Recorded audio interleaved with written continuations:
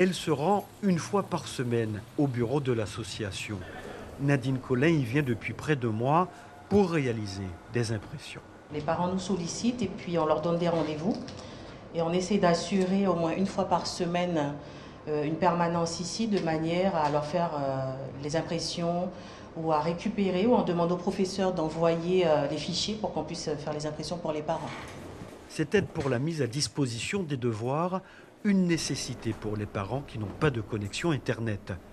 Garantir la continuité pédagogique dans ces conditions n'est pas toujours simple à l'heure du confinement.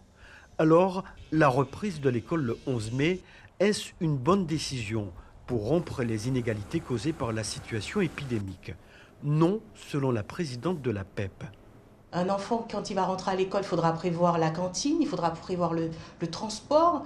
J'ai eu ouï dire qu'on aurait pu envisager des petits groupes par classe, mais ces enfants qui viennent en transport scolaire, comment ils viendront? On mettra 10 enfants seulement dans un bus. Alors, vous voyez comment la charge elle est lourde. Donc, dans l'état actuel, il est vraiment impossible de prévoir une entrée le 11 mai. Pour le président de l'Ordre des médecins de Guyane, les interrogations sont nombreuses. Elles portent notamment sur le port du masque dans les établissements scolaires et le dépistage de masse, entre autres.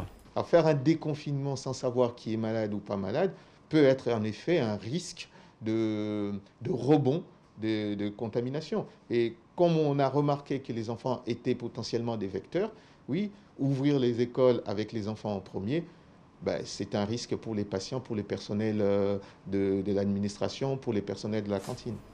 Trop d'inconnus et par conséquent trop de risques. De plus en plus de voix s'élèvent contre cette décision d'ouvrir les écoles le 11 mai. Beaucoup craignent qu'elle expose toute la communauté scolaire au Covid-19. Suivez l'info sur Guyana Première, télé, radio et Internet.